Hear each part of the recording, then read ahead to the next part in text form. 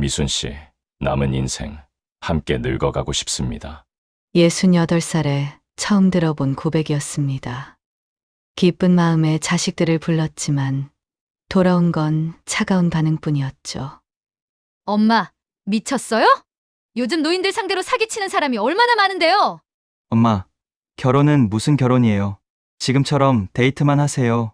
하지만 저는 68년 인생 처음으로 남이 아닌 나를 위한 선택을 했습니다. 너희들 동에 얻으려고 부른 게 아니야. 통보하려고 부른 거야. 내 인생에 참견하지 마. 그렇게 그 사람과 혼인신고를 하고 새 출발을 위해 20년 살던 집까지 팔았습니다. 그리고 5개월 후 저는 모든 걸 잃고 시골 실버타운에 홀로 앉아 있습니다. 68살, 외로움에 눈이 멀어 제가 어떤 선택을 했는지 끝까지 들어주시고 여러분의 생각을 댓글로 남겨주세요. 구독과 좋아요는 저에게 큰 힘이 됩니다. 안녕하세요. 저는 68살 박미순입니다. 남편과 사별한 지 8년째예요. 아침에 눈을 떠도 대답해 줄 사람이 없습니다. 딸 진영이는 바쁘다며 통화도 한 달이 넘게 없죠. 혼자 밥을 먹다가 숟가락을 놓고 한참을 멍하니 앉아 있을 때가 많습니다. 오늘은 친구 영미가 복지관 스마트폰 수업에 같이 가자고 해서 따라갔어요. 집에만 있으면 우울해진다며 억지로 끌고 갔죠. 강의실은 나이 든 사람들로 가득했습니다.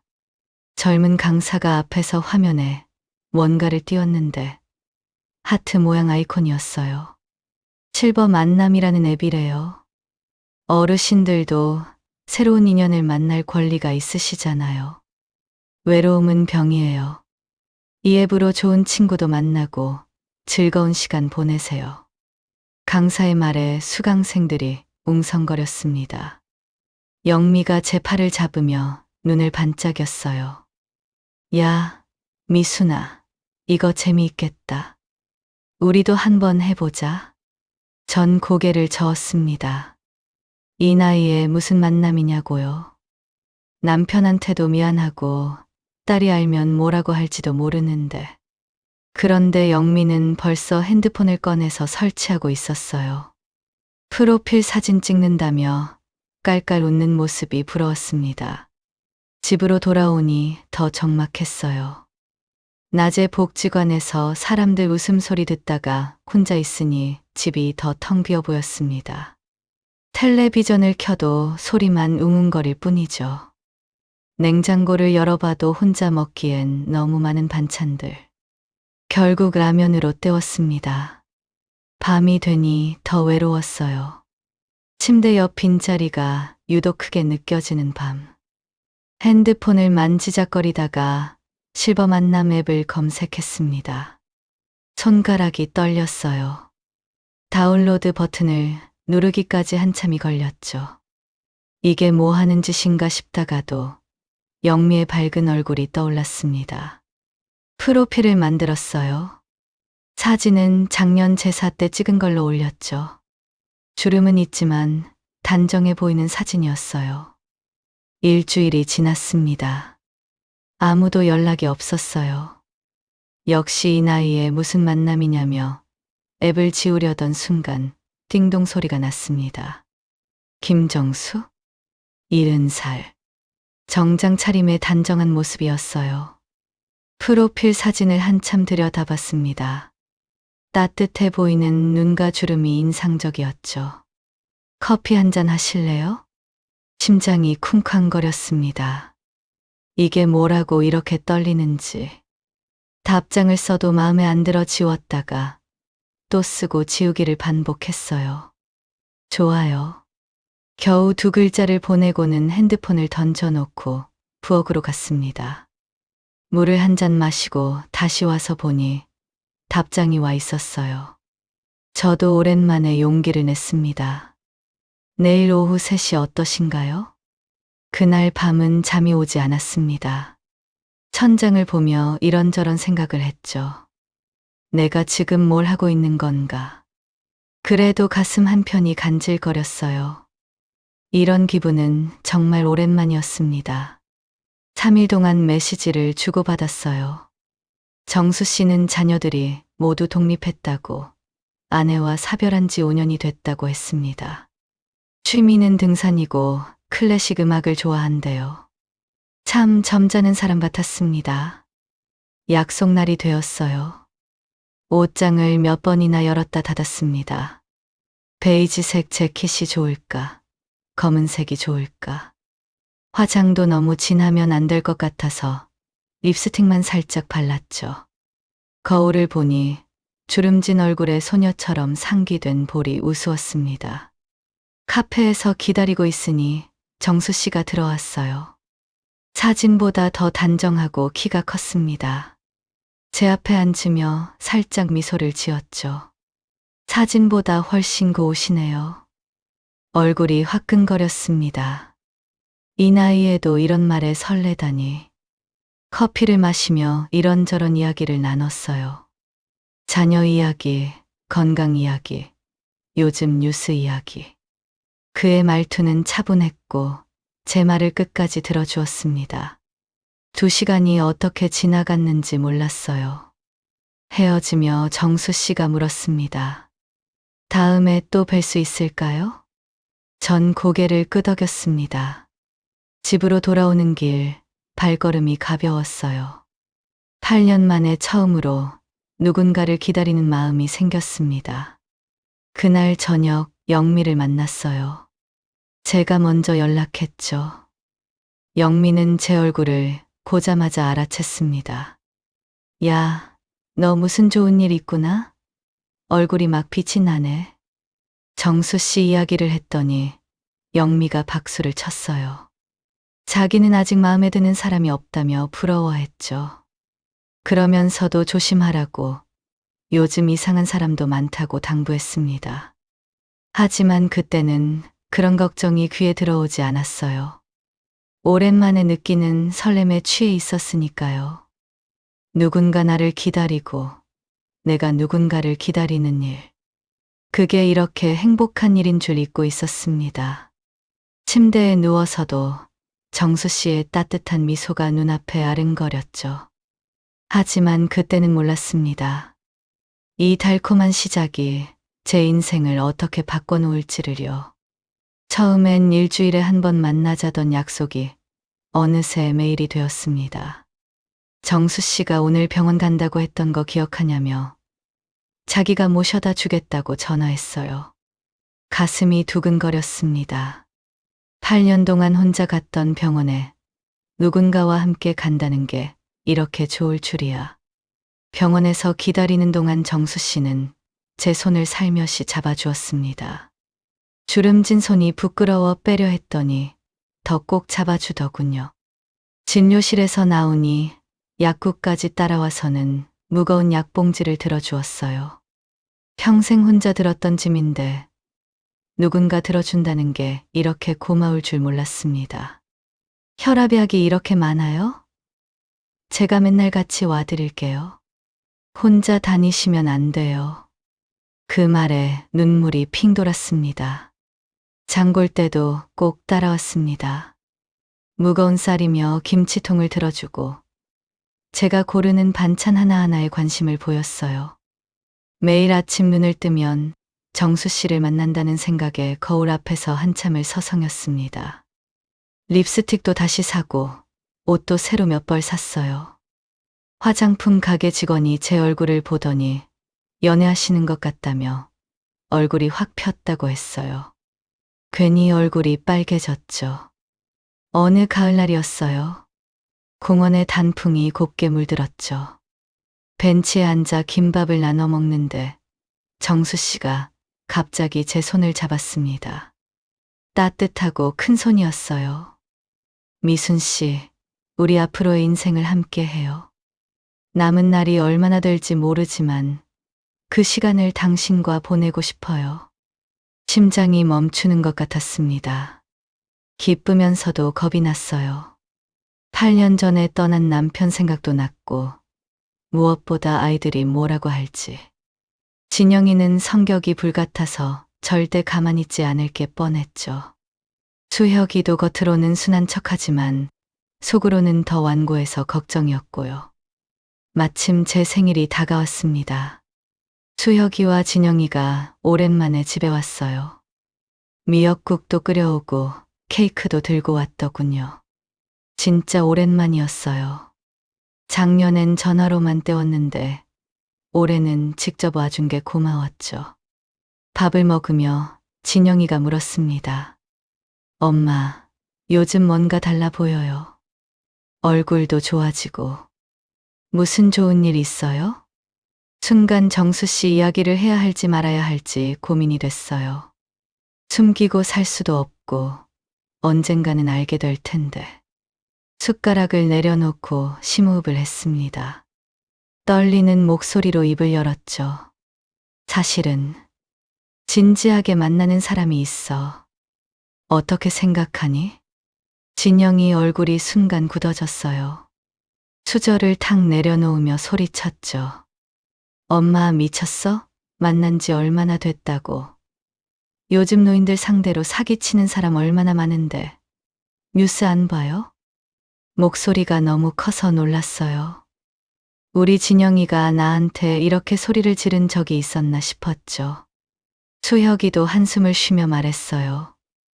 엄마, 그냥 지금처럼 데이트만 하세요. 결혼은 무슨 결혼이에요? 이 나이에 가슴이 찢어지는 것 같았습니다.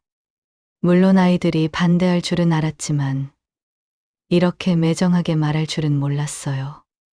내가 그저 나이 든 바보처럼 느껴졌죠. 하지만 정수 씨와 있을 때 그 따뜻함을 포기하고 싶지 않았습니다. 8년 동안 얼마나 외로웠는지 아이들은 모를 거예요.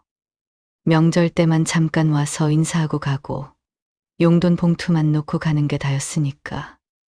아플 때도 혼자 끙끙 앓고 밤에 무서워도 혼자 견뎌야 했죠. 일주일이 지났어요. 아이들과의 생일 저녁 이후로 마음이 무거웠습니다. 정수 씨는 제 기분을 아는지 더 자상해졌어요. 그날도 분위기 좋은 레스토랑에서 저녁을 먹고 있었는데 갑자기 정수 씨가 자리에서 일어났습니다. 그리고 제 앞에 무릎을 꿇었어요. 주변 사람들이 다 쳐다봤죠. 젊은 사람들이 휴대폰을 꺼내 찍기도 했고요. 부끄러웠지만 정수 씨의 진지한 표정에 숨이 멎는 것 같았습니다. 작은 상자를 꺼내 열었더니 소박하지만 예쁜 반지가 들어 있었습니다. 다이아몬드는 아니었지만 정갈한 디자인이 마음에 들었어요. 미순 씨, 자식들은 자식들 인생이 있어요. 하지만 우리에게는 우리 인생이 있죠. 남은 시간이 10년이든 5년이든 1년이든 같이 늙어가고 싶어요. 저와 결혼해 주세요. 눈물이 났습니다. 이 나이에 청혼을 받을 줄이야. 평생 한 번도 받아보지 못한 프러포즈였어요. 남편과는 중매로 만나 부모님이 정해준 대로 결혼했으니까요. 떨리는 손으로 반지를 받아들었어요. 하지만 선뜻 끼지는 못했습니다. 아이들 얼굴이 자꾸 떠올라서요. 조금만 시간을 주세요. 정수 씨는 제 손을 꼭 잡으며 고개를 끄덕였어요. 기다릴게요. 미순 씨가 준비될 때까지요. 그 말이 너무 고마웠습니다. 집으로 돌아오는 길, 가방 안의 반지 상자가 무겁게 느껴졌습니다. 그래도 가슴 한편은 따뜻했어요. 누군가 나와 남은 인생을 함께하고 싶어 한다는 게 이렇게 벅찬 일인 줄 몰랐습니다. 그날 밤 남편 사진을 꺼내봤어요. 제사 때만 꺼내던 사진이었죠. 여보, 나 이래도 될까요? 당신이 없는 8년이 너무 외로웠어요. 아이들은 자기들 사느라 바쁘고 나는 매일 혼자예요. 사진 속 남편은 여전히 온화하게 웃고 있었죠. 어쩐지 허락해주는 것 같았습니다. 살아있을 때도 늘 당신 편한 대로 해 하던 사람이었으니까요. 마음은 이미 기울어졌어요. 아이들이 뭐라 하든 이제는 내 인생을 살고 싶었습니다. 남은 시간이 얼마든 외롭게 보내고 싶지 않았어요. 주말 아침 아이들을 집으로 불렀습니다. 수혁이와 진영이가 오랜만에 함께 왔어요. 거실에 앉은 아이들 앞에서 숨을 깊게 들이쉬었습니다. 더는 미룰 수 없었어요. 정수 씨와 재혼하기로 했다고 말했습니다. 순간 거실이 얼어붙었어요. 진영이 얼굴이 빨갛게 달아올랐고 수혁이는 입을 다물지 못했죠. 진영이가 먼저 폭발했습니다. 신원조사는 해봤냐고, 재산 목적은 아닌지 확인했냐고 따져 물었어요. 사기꾼들이 얼마나 많은데 정신이 있냐며 목소리를 높였죠. 수혁이도 가세했습니다. 엄마, 그래도 1년은 만나보고 결정하세요. 3달 만에 결혼이 뭐예요? 가슴이 뜨거워졌습니다. 평생 참고 살았는데 이제는 참을 수가 없었어요. 의자에서 벌떡 일어났습니다. 너희들 동에 얻으려고 부른 게 아니야. 통보하려고 부른 거야. 내 인생에 참견하지 마. 아이들이 놀란 표정으로 저를 봤어요. 제가 이렇게 큰 소리를 낸 건 처음이었으니까요. 하지만 멈출 수 없었습니다. 8년 동안 쌓인 서러움이 터져 나왔어요. 너희는 엄마가 얼마나 외로운지 몰라. 명절 때만 잠깐 와서 용돈 봉투 놓고 가는 게 다잖아.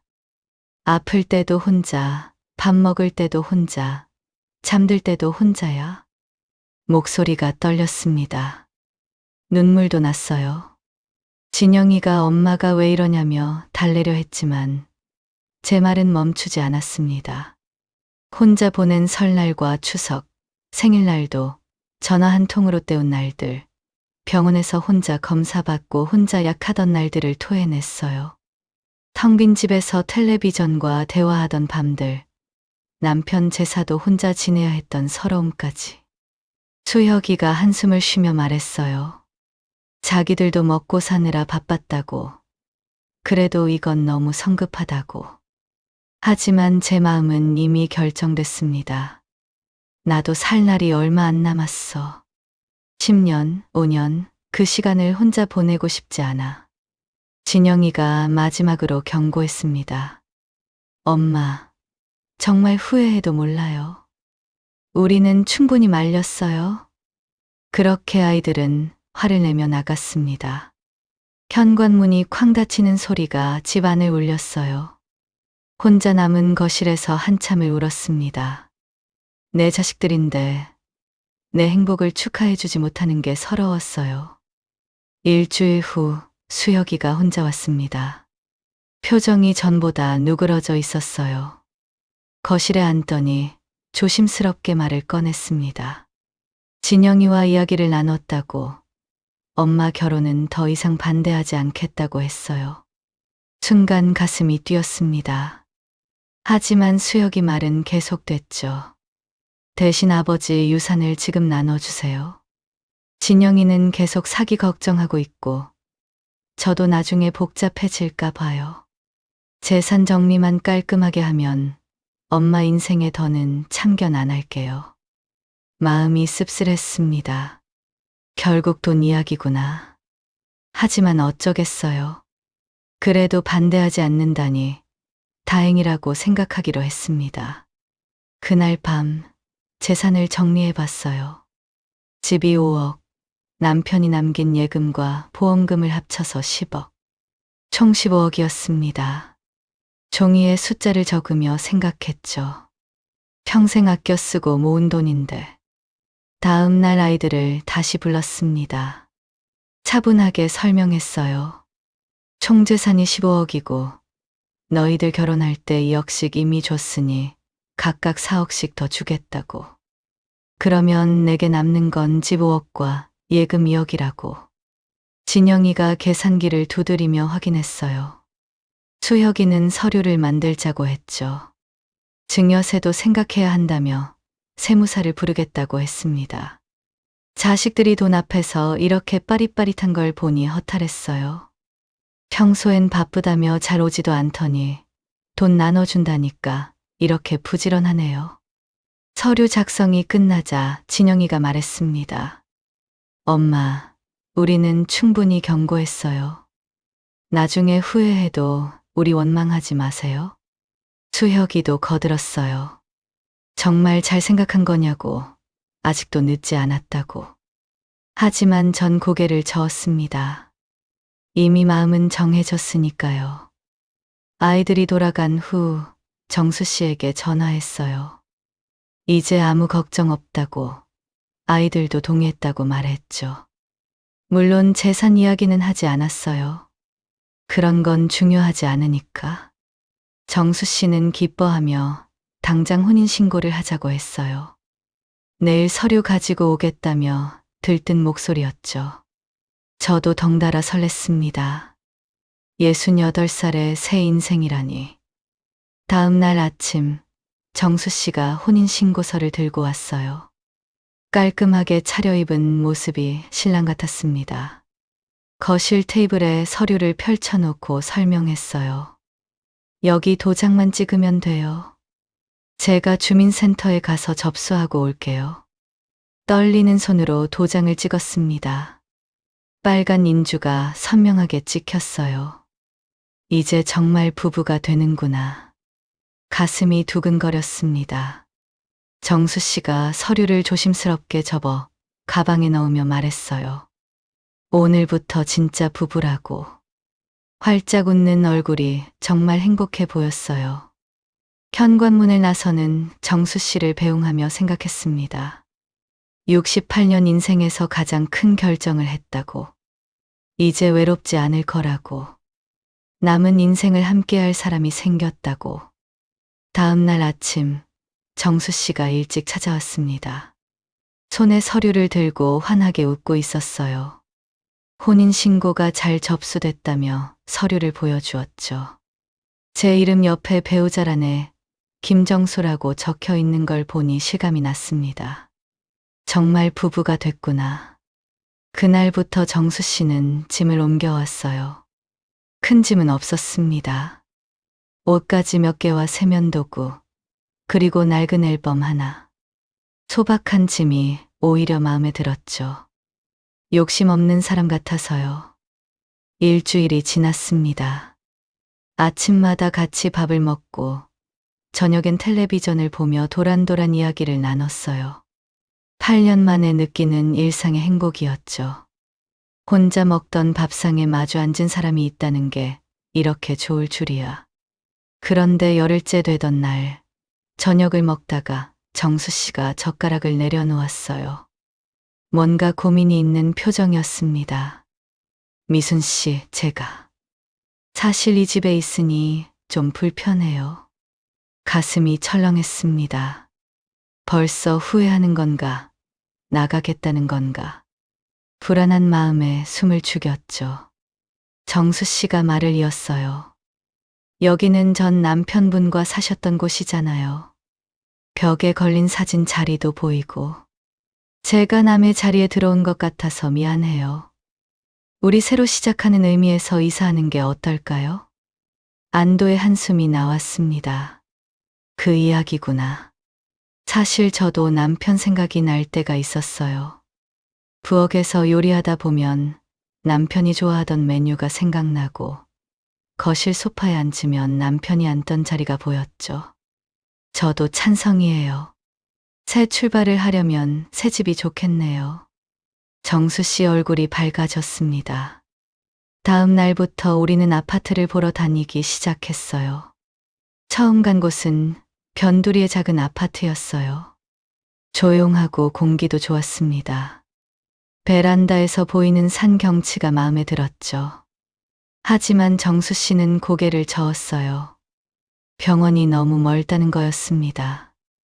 미순 씨, 우리 나이에는 병원 가까운 게 제일 중요해요.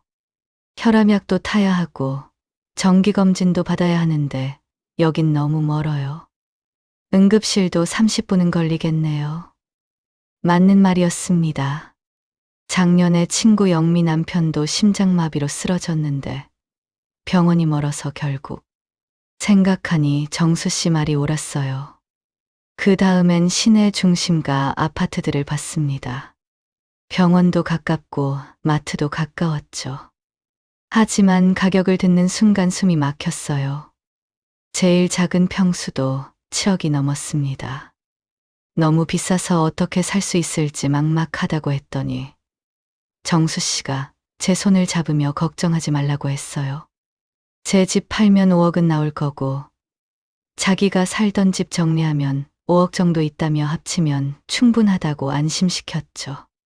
정수 씨가 그렇게 여유가 있는 줄은 몰랐어요. 소박하게 사는 것 같았는데 물어보니 강남에 작은 빌라를 가지고 있었다고 했습니다. 부인과 살던 곳인데 이제 정리할 때가 됐다고요. 일주일 동안 여러 곳을 봤습니다.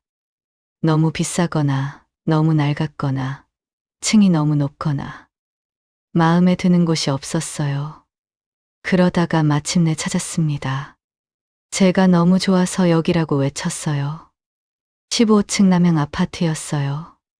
거실에 햇빛이 가득 들어왔고 무엇보다 병원과 마트도 가까이 있었죠. 부엌도 넓고 방도 깨끗해서 정말 마음에 든다고 했더니 정수 씨도 만족스러워했어요. 그런데 가격을 듣고 또 망설여졌습니다. 10억이었거든요. 우리 돈 다 합쳐도 빠듯할 것 같다고 걱정했더니 정수 씨가 계산을 해보더니 괜찮다고 했어요. 여기 사서 주택연금을 받으면 매달 생활비도 나온다고 걱정하지 말라고 했죠. 옆에서 부동산 직원도 거들며 10억 집이면 월 200만 원은 나온다고 노후 생활하기에 충분하다고 했어요. 그날 밤 집에 와서 한참을 고민했습니다. 내 인생 전부인 이 집을 팔아도 될까? 남편과의 추억이 담긴 곳인데. 하지만 정수 씨 말대로 새 출발도 필요했어요. 진영이에게 전화했습니다. 집을 팔고 이사한다고 하니 미쳤냐며 난리가 났어요. 그 집이 얼마짜린데 절대 안 된다고 소리쳤죠. 자기가 계약하는데 따라가겠다고 했지만 전 정수 씨가 다 알아서 잘할 거라며 오지 말라고 했어요. 그러자 진영이가 그럼 무조건 공동명의로 하라고 알았냐고 강조했습니다. 진영이가 그렇게 강조하는 게 서운했지만 그래도 맞는 말이긴 했어요. 다음 날 아침 조심스럽게 정수 씨에게 말을 꺼냈습니다. 아침상을 물리고 커피를 마시는 타이밍을 노렸죠. 새 아파트는 공동명의로 하면 어떻겠냐고 물었어요. 잠시 침묵이 흘렀습니다. 혹시 기분 나빠하는 건 아닐까 걱정됐어요. 그런데 정수 씨가 빙그레 웃으며 당연하다고 했어요. 부부니까 당연히 공동명의로 해야 한다며 내가 먼저 말 안 해도 자기도 그럴 생각이었다고 했죠. 마음이 놓였습니다. 역시 정수 씨는 좋은 사람이구나.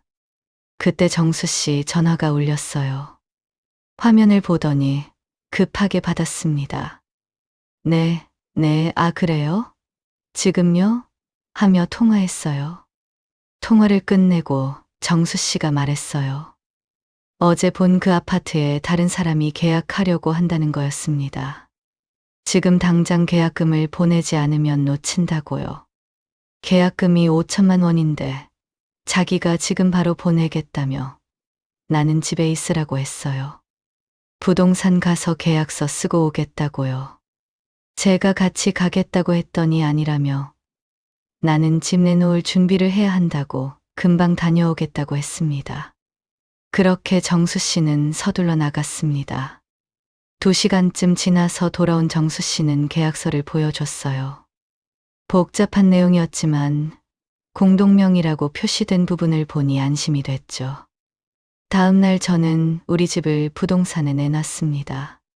30년 살던 집이라 정이 많이 들었지만 새 출발을 위해서는 필요한 일이었죠. 놀랍게도 일주일 만에 집이 팔렸어요. 잔금을 치르는 날 떨리는 마음으로 은행에 갔습니다. 30년 모은 돈이 한순간에 나가는 걸 보니 손이 떨렸어요. 하지만 정수 씨가 옆에서 제 손을 꼭 잡아주며 우리 새 집에서 행복하게 살자고 했습니다.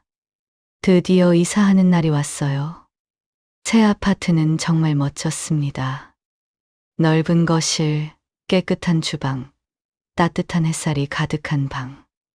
무엇보다 정수 씨와 함께 살 집이라는 게 좋았죠. 이삿짐을 다 넣고 저녁을 먹고 있는데 정수 씨가 서류를 꺼냈어요. 미순 씨, 이거 보세요. 우리 집 등기부등본이에요. 떨리는 손으로 받아봤습니다. 거기엔 분명히 적혀 있었어요. 소유자 박미순, 김정수. 두 이름이 나란히 적혀 있는 걸 보니 눈물이 났습니다. 진짜 우리 집이구나. 68살 평생 처음으로 누군가와 진짜 공동으로 가진 집이었어요. 정수 씨가 제 손을 잡았어요. 따뜻한 손이었습니다. 그날 밤 새 집에서의 첫날 밤을 보내며 생각했어요. 이제 정말 새 인생이 시작됐구나. 남은 날들을 이 사람과 행복하게 보낼 수 있겠구나. 새 아파트에서 한 달이 지났습니다. 행복했지만 현실적인 문제가 생겼어요. 생활비를 계산해 보니 빠듯했습니다. 국민연금과 주택연금 그리고 기초연금으로 부족했어요. 병원비며 약값이며 나가는 게 많았어요. 저녁을 먹고 나서 정수 씨가 통장을 꺼내 보여줬어요. 자기 재산을 다 오픈하겠다며 하나하나 설명했죠. 저도 숨길 게 없다며 남은 예금 2억이 있다고 말했습니다. 3% 예금에 넣어둬서 1년에 600만 원 정도 이자를 받고 있다고요. 정수 씨가 자기 계좌를 보여주며 놀라운 이야기를 했어요. 자기도 2억을 투자했는데 수익률이 20%라는 거예요. 1년에 4천만 원을 받는다며 화면을 보여줬죠. 숫자를 보니 정말이었어요. 미순 씨도 은행에 묵혀두지 말고 여기에 넣어요. 그러면 우리 생활비 걱정 없이 살 수 있어요. 마지막 남은 노후 자금이라 불안하다고 했더니 정수 씨가 원금 보장 상품이니 걱정하지 말라고 했어요. 사실 제 병원비가 많이 나가는 게 미안했습니다. 당뇨에 혈압에 관절염까지. 매달 병원비만 30만 원이 넘었거든요. 며칠을 고민했어요. 2억이면 평생 모은 마지막 돈인데. 하지만 정수 씨 말대로 이자가 더 많이 나오면 풍족하게 살 수 있을 것 같았죠. 무엇보다 정수 씨에게 짐이 되고 싶지 않았어요. 다음 날 오후 초인종이 울렸습니다. 깔끔한 정장 차림의 젊은 남자가 서 있었어요. 정수 씨가 반갑게 맞이하며 저한테 소개했죠. 자기 자산을 관리해주는 금융설계사라고 제 투자를 도와주러 왔다고요. 금융설계사는 친절하게 설명했어요. 원금 보장의 연 20% 수익률, 언제든 해지 가능하다고. 서류도 꼼꼼히 보여주고 질문에도 차분히 답해줬죠. 믿음이 갔습니다. 어머니, 이런 좋은 상품은 자리가 금방 차요. 오늘 결정하시는 게 좋을 것 같습니다. 정수 씨도 옆에서 거들었어요. 자기가 3년째 하고 있는데 한 번도 문제 없었다고. 우리 노후를 위해서 꼭 필요하다고요. 결국 2억을 이체했습니다. 통장 잔액이 텅 비는 걸 보니 가슴이 철렁했어요. 평생 모은 돈이 한순간에 사라진 기분이었죠. 불안한 마음에 등기부등본을 다시 꺼내봤습니다. 제 이름이 적혀 있는 걸 보며 안심하려 했어요. 최소한 집은 있으니까. 2주가 지났습니다. 어느 날 저녁 정수 씨가 뜬금없이 물었어요. 미순 씨, 혹시 비상금이나 땅 같은 거 더 없어요? 왜 그러냐고 물었더니 아니라며 손을 내저었어요. 아니에요, 그냥. 혹시나 무슨 일 있으면 제가 알아둬야 할 거 아니에요? 이제 제가 남편인데. 그 말은 맞는데 뭔가 이상했어요. 돈 이야기를 너무 자주 하는 것 같았거든요. 하지만 의심하고 싶지 않았습니다. 내가 너무 예민한가 싶었죠. 그 다음 날부터 정수 씨가 변하기 시작했어요. 집에 늦게 들어오고 와서도 대화보다는 핸드폰만 봤습니다. 밥 먹을 때도 텔레비전 볼 때도 계속 핸드폰이었어요. 누구랑 연락하는지 물어봐도 대답은 시원찮았어요. 그냥 친구들이라고, 동창들이라고. 예전처럼 다정하게 대해주지도 않았죠. 뭔가 달라졌다는 걸 느꼈지만 그래도 피곤해서 그런가 보다 했습니다. 일주일 후였어요. 밤 10시가 되도록 정수 씨가 들어오지 않았습니다. 전화를 했지만 받지 않았어요. 11시, 12시. 시간이 갈수록 불안했죠. 혹시 사고라도 난 건 아닐까? 새벽 2시까지 기다렸지만 소식이 없었어요. 소파에 앉아 뜬 눈으로 밤을 새웠습니다. 핸드폰을 수십 번 들여다봤지만 아무 연락이 없었죠. 아침 6시 다시 전화를 걸었습니다. 그런데 고객님이 거신 전화번호는 없는 번호입니다. 가슴이 철렁 내려앉았어요. 뭐지? 어제까지 통화했는데 없는 번호라니. 다시 걸어도 똑같았습니다. 손이 떨렸어요. 집안을 둘러봤습니다. 정수 씨 물건들이 그대로 있었어요. 옷도, 세면도구도. 그런데 중요한 서류들이 보이지 않았죠. 통장이며 도장이며 안절부절 못하며 거실을 왔다 갔다 했어요. 혹시나 하는 마음에 실버 만남 앱을 켰습니다. 정수 씨를 검색했더니 접속 중이었어요. 심장이 미친 듯이 뛰었습니다. 떨리는 손으로 메시지를 보냈어요. 정수 씨, 어디에요? 왜 전화 안 받아요? 메시지를 보낸 순간 정수 씨의 접속이 끊어졌습니다. 설마 진영이가 했던 말이 귓가에 맴돌았어요. 노인 상대로 사기치는 사람이 많다고. 그럴 리 없어. 정수 씨는 그런 사람이 아니야. 분명 사정이 있을 거야. 며칠만 더 기다려보기로 했습니다. 어딘가 급한 일이 생겼을 거예요. 곧 연락이 올 거예요. 아니, 와야만 해요. 3일째 정수 씨가 돌아오지 않았습니다. 거의 먹지도 자지도 못하고 현관문만 쳐다봤어요. 혹시나 하는 마음에 발걸음 소리만 들려도 귀를 기울였죠. 왜 연락이 없을까? 무슨 일이 생긴 걸까? 온갖 상상을 하며 초조하게 기다렸습니다. 초인종이 울렸어요. 맨발로 뛰어나갔습니다. 제발 정수 씨였으면 그동안 무슨 일이 있었는지 설명해주면 다 이해할 텐데. 떨리는 손으로 문을 열었습니다. 그런데 문 앞에는 낯선 젊은 여자가 서 있었어요. 실망감이 밀려왔습니다. 무슨 일이냐고 물었더니 뜻밖의 대답이 돌아왔죠. 자기가 이 집 주인인데 월세가 2달째 안 들어왔다는 거예요. 전화해도 안 받아서 직접 찾아왔다고. 순간 머리가 멍해졌습니다. 무슨 소리지? 여기는 우리 집인데. 집 잘못 찾으셨다고. 여기는 우리가 매매해서 들어온 집이라고 설명했어요. 10억 주고 샀다고. 그 여자는 황당한 표정으로 저를 쳐다보더니 잠깐만 기다려보라며 핸드폰을 꺼냈습니다. 화면을 이리저리 확인하더니 갑자기 물었어요. 혹시 박미순 할머니 맞으시냐고. 어떻게 제 이름을 아는지 놀라서 되물었더니 핸드폰 화면을 보여줬습니다. 월세 계약서였어요. 임차인 안에 제 이름이 선명하게 적혀 있었죠. 그 여자가 설명하기 시작했어요. 2달 전에 할머니 남편이라는 분이 와서 계약했다고. 할머니가 거동이 불편해서 대신 왔다며 할머니 신분증이랑 도장까지 가져왔다고요. 원래 보증금이 2억인데 당장 돈이 없다고 사정해서 특별히 3천만 원으로 낮춰줬다는 거예요. 월세도 안 내고 연락도 안 되고 도대체 이게 뭐예요? 당장 밀린 월세 600만 원 안 주면 경찰 부를 거예요. 다리에 힘이 풀려 벽에 기댔습니다.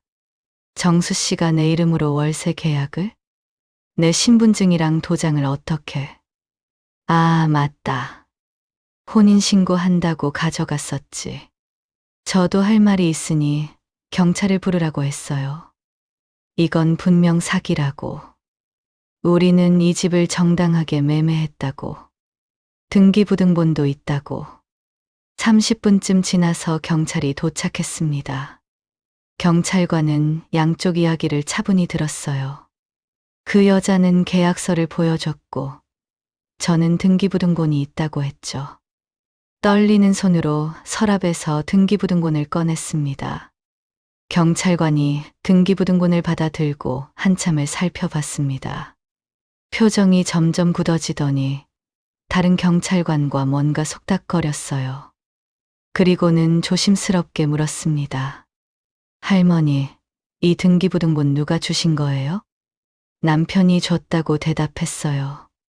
그러자 남편이 지금 어디 있냐고 물었습니다. 3일째 안 들어오고 연락도 안 된다고 하자 경찰관들이 서로 의미심장한 눈빛을 주고받았어요. 할머니, 죄송하지만 이 등기부등본은 가짜예요. 위조된 문서입니다. 일단 경찰서로 같이 가시죠. 그 말을 듣는 순간 온몸에서 힘이 빠졌습니다. 가짜라니. 그럴 리 없어요. 정수 씨가 나한테 그럴 리 없어요. 우리는 부부예요. 혼인신고도 했다고요. 경찰서로 가는 차 안에서 계속 중얼거렸습니다. 이건 오해라고. 정수 씨를 찾아주면 다 설명할 수 있을 거라고. 하지만 머릿속 한구석에서는 이미 알고 있었어요. 경찰서에 도착해서 더 자세한 조사가 시작됐습니다. 형사님이 컴퓨터로 뭔가를 확인하더니 충격적인 사실들을 알려줬어요. 혼인신고서도 위조, 등기부등본도 위조, 심지어 며칠 전에 왔던 금융설계사도 가짜. 그리고 제가 2억을 보낸 계좌는 이미 텅 비어있는 대포통장이었습니다. 전형적인 로맨스 스캠입니다. 최근에 이런 수법이 늘고 있어요. 혼자 사는 어르신들을 타깃으로. 형사님 말씀이 귀에 들어오지 않았어요. 로맨스 스캠이라니. 그 따뜻했던 손길이, 그 다정했던 말들이 모두 거짓이었다니. 8년 만에 느낀 설렘이 전부 가짜였다니. 보호자를 부르라고 했어요. 떨리는 손으로 진영이에게 전화했습니다. 1시간쯤 후에 진영이가 헐레벌떡 달려왔습니다. 하지만 걱정하는 표정은 잠깐, 상황을 파악하자마자 분노가 폭발했어요. 내가 뭐라고 했어요? 몇 번을 말했잖아요. 노인 사기 조심하라고. 엄마는 왜 그렇게 말을 안 들어요? 이제 어떻게 하실 거예요? 집도 없고 돈도 없고. 딸의 말 한마디 한마디가 가슴에 못을 박았습니다. 맞아요. 내가 바보였어요. 하지만 그래도 난 내 엄마인데. 위로 한마디 없이 비난만 하는 딸이 원망스러웠어요. 경찰서를 나와 진영이 차를 타고 딸 집으로 갔어요. 차 안의 침묵이 무거웠습니다. 딸 집에서 일주일을 보냈습니다. 사위는 대놓고 불편한 기색을 보였고 진영이는 매일 잔소리만 했어요. 손자들도 할머니를 피하듯 했죠. 내가 여기 있는 게 모두에게 부담이구나. 일주일 후 수혁이가 왔습니다. 진영이와 나란히 앉은 두 남매의 표정이 심각했어요. 무슨 중대 발표라도 하듯 수혁이가 입을 열었습니다. 엄마, 진영이랑 상의했는데요. 솔직히 엄마 모실 여력이 안 돼요. 예상했던 말이었지만 막상 듣으니 가슴이 무너졌습니다. 그래, 너희들도 살기 힘들겠지. 하지만 나는 어떻게 해야 하니? 갈 곳도 없는데. 그래서 시골에 실버타운을 알아봤어요. 시설도 괜찮고 어르신들도 많이 계셔요. 거기로 가세요.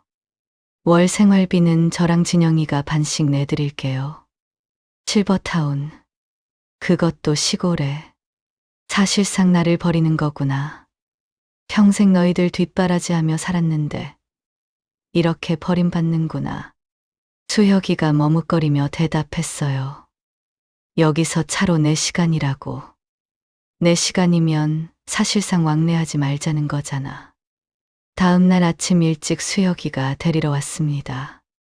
캐리어 하나에 내 삶을 우겨넣고 차에 올랐어요. 진영이는 나오지도 않았습니다. 바쁘다면서. 고속도로를 달리고 달려 국도로 들어섰습니다. 점점 건물이 줄어들고 논밭이 늘어났어요. 버스 정류장도 뜸하고 가게도 거의 보이지 않았죠. 4시간 만에 도착한 실버타운은 예상보다 더 초라했습니다. 20년은 됐을 법한 건물, 녹슨 대문, 페인트가 벗겨진 외벽. 주변에는 논밭뿐이고 가장 가까운 마을도 걸어서 30분이라고 했어요. 엄마, 여기가 그나마 제일 나은 곳이에요. 다른 데는 더 비싸고. 여기서 잘 지내세요. 수혁이는 짐을 내려주고 금세 가버렸습니다. 바쁘다면서. 한 달에 한 번은 온다고 했지만 4시간 거리를 한 달에 한 번씩 올까요? 안 와도 이해해요. 자기 살기 바쁠 테니까. 배정받은 방은 6평 남짓했습니다. 침대 하나, 작은 옷장 하나가 전부였어요. 창밖으로는 야산이 보였는데 자세히 보니 공동묘지였습니다. 여기가 내 인생의 마지막 종착지구나.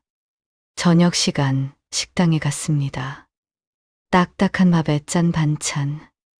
옆자리 할머니가 말을 걸었어요. 자식들이 서울 산다며 1년에 한 번 올까 말까 한다고. 다들 비슷한 처지였습니다. 방으로 돌아와 작은 창문 밖을 봤습니다.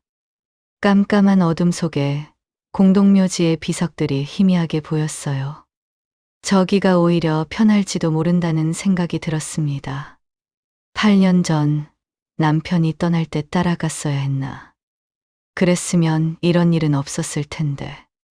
정수 씨한테 속지도 않았을 테고, 자식들한테 버림받지도 않았을 테고. 여보, 나 너무 힘들어요. 너무 외로워요. 텅 빈 방에 혼잣말이 메아리 쳤습니다. 대답은 없었어요. 앞으로도 영원히 없겠죠. 눈물이 났지만 닦을 힘도 없었습니다. 이게 내 인생의 결말이구나.